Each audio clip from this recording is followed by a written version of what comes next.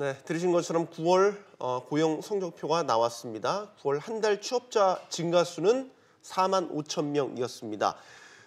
지난 8월에 3천 명 그쳤던 것에 비하면 그야말로 정부 입장에서 한숨을 돌렸다 이렇게도 네. 볼 수 있겠군요. 하지만 8개월째 취업자 수 증가폭이 10만 명을 밑돌고 있는 것은 여전히 갈 길이 멀다는 것을 말해주고 있습니다. 네, 9월 고용 동향 전문가들은 어떻게 보고 있는지 카이스트 경영학과 이병태 교수 전화로 연결해서 자세하게 알아보겠습니다. 교수님 안녕하세요.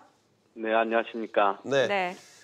마이너스까지 예상이 됐었는데 9월 취업자 수 증가 숫자는 일단 4만 5천 명이었습니다. 글쎄요, 우려했던 것보다는 나은 숫자라고 봐야 되나요? 어떻게 보십니까? 저는 그렇게 보지 않습니다. 지금 늘어난 숫자를 보면요. 보건 및 사회복지라고 해서 세금으로 늘어나는 쪽에서 한 13만 3천 명이 늘었고요. 최근에 들어 또 이상한 현상이 뭐냐면 우리나라에서 농림어업이 그 숫자가 많이 느는 거로 나타나거든요. 네. 5만 7천 명이 이쪽에서 늘었습니다. 이거는 대부분 갈 데가 없는 분들이 귀향을 한 위장 실업일 가능성이 큽니다. 그래서 다른 나라에서는 그 비농림업 쪽, 그러니까 농림업 쪽의 통계를 빼고 보거든요. 네. 그래서 그렇게 보면 지금 4만 5천 명이 늘었다고 통계적으로 나오지만 이 비공공행정하고 비농림업 쪽으로만 보면 상당히 큰 폭으로 마이너스가 나타나 있고요.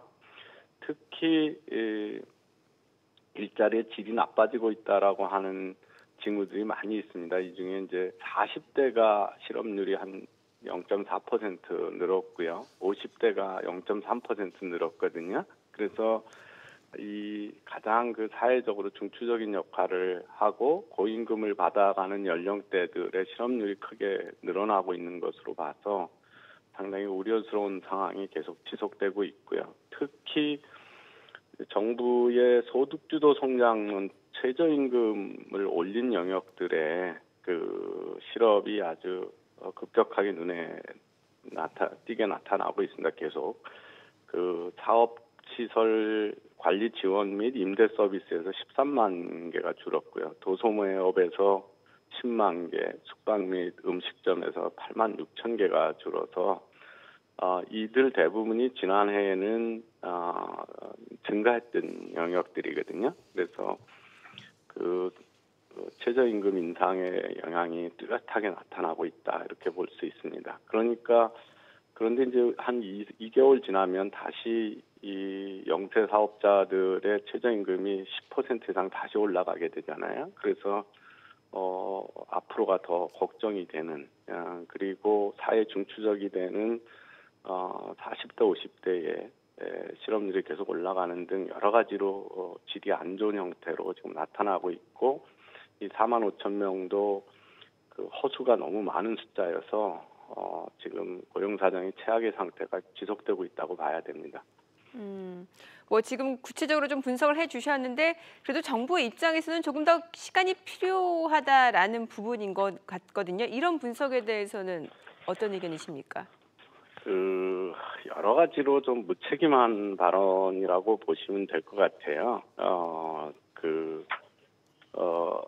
어떤 고용이 줄고 있는 원인이 있는데 원인을 제거하지 않았는데 시간이 있으면 더 새로 우연히 늘어날 거를 기대한다. 이거는 설득력이 없죠. 그래서 지금 인건비를 급격히 올리면서 그걸 감당할 수 없는 기업들이 고용을 줄이고 있는 건데 그 상황은 앞으로도 지금 다시 1월 달부터 시행되는 10% 인상서부터 시작해서 또 52시간제 이런 것들에 지금 52시간제를 한시적으로만 지금 단속을 안 하겠다고 하고 있었는데 그걸 정말 단속을 하면 어떻게 될지 이런 것들에 대한 원인이 그대로 있는데 시간이 가면 좀 좋아질 거다. 이거는 근거도 없는 이야기고요. 무책임한 이야기라고 볼 수 있습니다.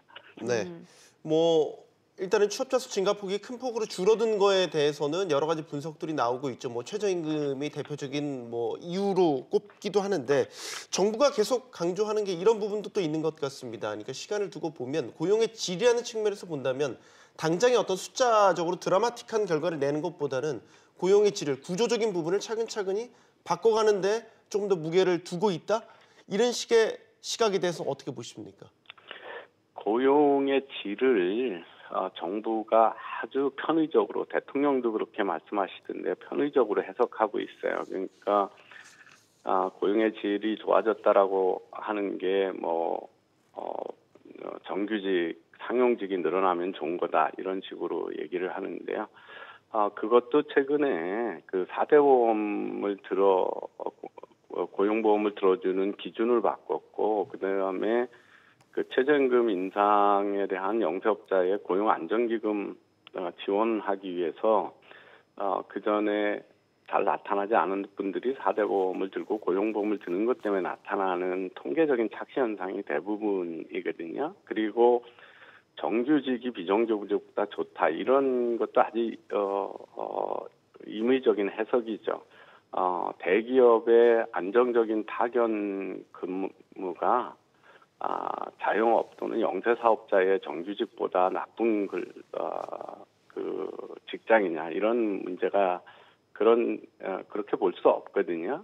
그리고 육아를 하고 있는 여성인 경우 같으면 정규직보다는 재택근무하고 프리랜서로 일하는 게 더 좋은 직장일 수 있습니다. 그래서 고용의 질이 좋아진다라는 것, 고용의 질이 좋아졌으면 우리 그 가계 수지 동향에서 지금 1분위, 2분위, 3분위까지 소득이 줄고 있고 그 소득 격차가 확대되는 이런 게 나타나지 않겠죠.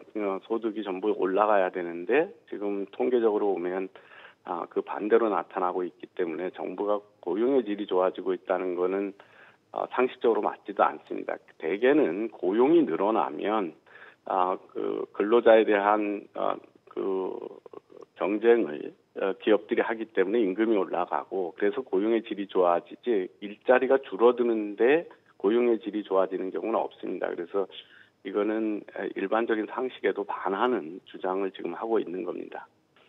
네. 뭐 사실 교수님께서는 지속적으로 일단 정부 주도가 아니라 민간 기업의 투자를 확대하고 여기서 고용 창출로 이어지는 선순환 효과가 이어져야 된다라는 부분을 주장을 하셨단 말이죠. 자, 그럼에도 불구하고 그렇지만 이 고용 상황이 안 좋다라고 하면 정부도 일단은 손을 놓고만은 있을 수는 없을 것 같다는 생각도 들거든요. 일단 필요한 일자리는 단기적으로 좀 확대하는 게 맞다라는 그런 시각들도 분명히 제기가 되고 있습니다. 이 부분에 대해서 어떤 의견이십니까? 상당히 무책임한 발언이 계속 이어지는 겁니다. 우선은 이 일자리 줄어드는 거를 정부가 단기적인 세금을 써서 하는 거에 대해서 일자리 줄어드는 게 정부 정책에서 기인하고 있다는 걸 인정하면 그 정부 정책을 바꾸는 게 선행돼야지 그 잘못된 정책을 그만두고 돈을 쏟아부어서 그 일자리의 파괴를 조금 늦춰본다는 거기 때문에 우선 무책임하고요. 두 번째는 돈을 집어넣어서 일자리가 생겼냐 하는 거거든요. 단기적인 일자리가. 사실은 그 예산 사용의 효율성이나 경제성을 무시하고 진행한다는 점에서 이것도 또한 무책임합니다. 이게 정부가 일자리 예산하고 일자리 예산이 아닌 예산으로 임의로 구분을 하는데 일자리 예산이 일자리 예산 아닌 것으로 쓰고 있는 것보다 더 일자리에 도움이 되냐 하는 면밀한 검토가 있어야 되거든요. 일자리 예산이라고 비일자리 예산이라고 해서 일자리와 관련이 없는 게 아니죠. 우리가 복지 예산이나 국방 예산을 써도 결국은 어디서의 소비로 연결되는 거기 때문에 일자리와 연결이 있고요. 이 예산을 안 쓰고 그러면 그 예산만큼 국민들한테 세금을 감면해 줬으면 어떻게 됐을까? 그러면 실질적으로 가처분 소득이 늘어나기 때문에 소비가 늘어서 또 할 수도 있는 거기 때문에 정부의 예산 쓰는 게 당연히 일자리로 늘어난다는 이야기가 아닙니다. 그리고 이런 단기적인 정책들은 대개 장기적인 후유증을 유발합니다. 그래서 공공 부분이나 금융 부분에서 지금 정부가 막 그 공기업들한테 무리한 고용을 확대하고 금융 기업들한테도 신규 채용을 늘리라고 압박을 가하고 있거든요. 그러면 당장은 숫자가 올라가지만 2, 3년 후에 청년들한테는 고용 절벽이 오고 또 이 지원금을 확산하면 좀비 기업들이 많이 양산되기 때문에 건전한 경쟁자들이 또 파괴가 되거든요. 그래서 이런 후유증도 있기 때문에 급하니까 뭐든지 해봐야 된다. 이런 것들은 상당히 위험하고 무책임한 행위라고 보여집니다. 김동연 경제부총리가 이르면 다음 주에 새로운 일자리 정책을 내놓겠다고 언급을 했습니다. 오늘 아무래도 고용 동향 결과도 반영이 될 것으로 보이는데 글쎄요, 정부가 일자리 정책의 방향을 바꿀 것인지 아니면은 기조를 유지하면서 새로운 정책들이 또 나올 것인지 여러 가지 전망들이 나오고 있어서요. 제언을 좀 주신다면 어떤 방향으로 일자리 정책 잡아야 한다고 보십니까? 우선은 그 54조 원에 해당되는 막대한 예산을 쓰고도 일자리 문제가 지금 악화되고 있기 때문에 기존의 방식으로 또 돈을 넣는 방식으로 일자리를 늘리겠다는 건 앞에서 설명한 대로 사실은 장기적으로 후유증만 있고 실효성도 없다. 김동연 부총리는 지금까지 지속적으로 재정 정책 이외에는 다른 정책은 고려도 안 해보고 써보지도 않았습니다. 상당히 편협하게 그 정책을 쓰고 있는데요. 아마 본인이 그 기재부에서 재정 정책 이외에는 보지 않아서 그랬던 건지 정부의 이념적인 성향 때문에 그런지는 잘 모르겠습니다. 이 단기적으로는 미국이나 캐나다가 한 것처럼 감세 조치를 취하는 것들이 이 소비자들한테는 가처분 소득이 늘어나고 기업들은 이익이 늘어나기 때문에 정부한테 더 많이 줄 수 있는 것들이 있어서 그런 것도 고려해 볼 수 있고요. 지금 고용 동향에 보면 정말 취약층들이 어려워지고 있으니까 이럴 때는 대규모 SOC 사업도 좋은 방법입니다. 그런데 이번 정부가 집권 과정에서 이명박 정부 때의 4대강 사업을 상당히 비판을 많이 해왔고 그래서 그런지 통 그런 거에 대한 엄두를 못 내는 것 같아요. 그리고 중장기적으로는 지금 규제 개혁해야 되고요.